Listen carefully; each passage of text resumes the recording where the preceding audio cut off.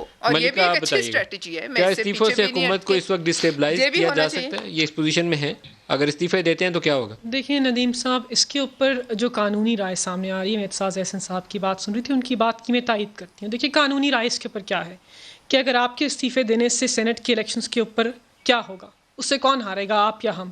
Electoral college رہے گا. استعفے اگر سامنے آ بھی جائیں گے، نیشنل اسمبلی سیٹ سینٹ کا الیکشن نہیں ہوگا، کیا آپ کی پارٹی کو نقصان ہوگا یا پاکستان تحریک انصاف کو نقصان ہوگا؟ الیکٹورل کالج اگر مکمل نہ ہو جی الیکٹورل تو پھر آپ عدالت سے فوراً جا کے رجوع کرتے ہیں کہ الیکٹورل کالج کمپلیٹ نہیں ہے. ایک تو الیکٹورل کالج کی بات ہے کہ اس سے ان کو نقصان ہوگا، ہمیں نہیں، پاکستان کی جمہوریت کو ہوگا، یہ سیاست سے باہر ہو جائیں گے. پھر سینٹ کا انتخاب نہیں ہو سکے گا، آپ ذہن میں رکھیے. الیکٹورل کالج انٹیکٹ رہے گا. اگر یہ نیشنل اسمبلی سے استعفے دیں گے، پروونشل اسمبلی سے دیں گے، کیا سندھ کی اسمبلی کو تحلیل کریں گے، کیا وہاں سے وزیر اعلیٰ کو ہٹائیں گے؟ یہ سوالات ہیں، عوام پوچھ رہے ہیں، ہم بھی پوچھ رہے ہیں. دو طریقے ہیں ان کے پاس، ایک تو سندھ اسمبلی توڑ دیں، دوسرا پنجاب اسمبلی سے بزدار کو ہٹا کر وہاں آپ کے خلاف ایک باقاعدہ کو کر سکتے ہیں. یہ تو خواہش ہو سکتی ہے نا، اس میں حقیقت نہیں ہے. دوسری بات یہ ہے کہ استعفوں کا جو مرحلہ ہے، بات بہت دور تک جائے گی.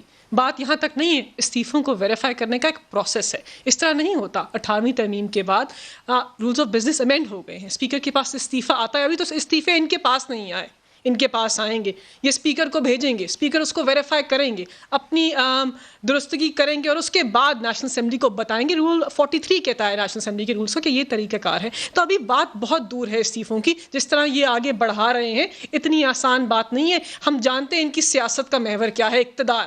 یہ ساری جنگ ندیم صاحب اقتدار کی ہے، یہ عوام کی جنگ نہیں ہے، یہ اپنی ذاتی جنگ ہے، اقتدار کی جنگ ہے، احتساب کی جنگ ہے. اور عوام ان کو دیکھ رہے ہیں، یہ ایکسپوز بھی ہو رہے ہیں. یہ آپ کے ٹاک شو میں آ کر یہ بات کر سکتے ہیں، لیکن عام آدمی کہہ رہا ہے کہ یہ صرف اپنی سیاست کو بچانے کے لیے، اپنے 6 یا 8 کرپشن کیسز کو بچانے کے لیے، اپنے 2 ضدی بچے ماں باپ کی کرپشن کو بچانے کے لیے عوام کو گمراہ کر رہے ہیں. اس کے علاوہ جہاں تک بات آتی ہے پاکستان تحریک انصاف کی پرفارمنس کی، ضروری ہے آپ کے ٹاک شو پہ بات کرنا. لیکن جتنے بھی بڑے چیلنجز تھے، بہترین طریقے سے وزیر اعظم عمران خان کی قیادت میں ہم نے مقابلہ کیا. وبا کو دیکھیے، پاکستان کی معیشت کو دیکھیے، ترسیلات زر کو دیکھیے، اکانومی کے اندر توازن دیکھیے، آپ ٹیکسٹائلز کو دیکھیے. فیصل آباد کے اندر ان کے دور حکومت میں ری لوکیٹ ہو گیا تھا، ہمارے دور حکومت میں وہاں پہ آپ کو ٹیکسٹائل ورکر نہیں مل رہا کام کرنے کے لیے، اتنے ہائی اس کا ریونیو جنریٹ ہو رہا ہے. پھر ہم نے ابھی سیالکوٹ کے اندر 17 ارب کا پیکج دیا.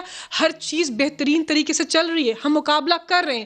آپ صرف احتساب اور اپنی ذاتیات کے ارد سیاست کو گھما رہے ہیں اور عوام کو گمراہ کریں. اور ساتھ ساتھ آپ کہہ رہے ہیں کہ جانوں کا نذرانہ عام آدمی پیش کرتا ہے تو کرے.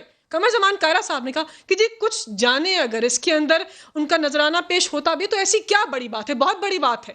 ایک آدمی کی زندگی جمہوریت کے اندر، کسی بھی ویل ڈیولپڈ ڈیموکریسی کے اندر بہت بڑی بات ہوتی ہے. اس لیے آپ سے گزارش کر رہے ہیں، آپ سے ہم یہ نہیں چاہتے کہ آپ سے ہم آ کر بھیک مانگے، عوام کے لیے کہہ رہے ہیں کہ نہ کیجیے جلد سے.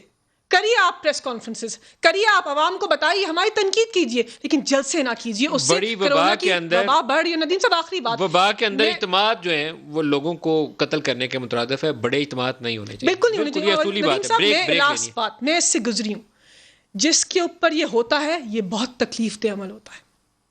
کرونا سے مقابلہ کرنا کسی بھی انسان کے لیے آسان کام نہیں ہے. اس کو چھوٹا نہ سمجھیے. آپ کتنے دن ہاسپٹل میں رہی؟ 9 days. اور آپ زندگی اور موت کی کشمکش میں ہوتے ہیں. بہت مشکل کام ہے. اس لیے آپ سے گزارش کر رہے ہیں کہ اپنی جانوں کو نقصان میں ڈالیں، عوام کی جانوں کو نقصان میں نہ ڈالیں. اس کو ڈیلے کر دیں، اس میں ڈیلے لائیے، وبا کو ختم ہونے دیجیے، ویکسین کو آنے دیجیے، اور پھر جلد سے جلوس کریے کہ ہم یہی رہیں گے.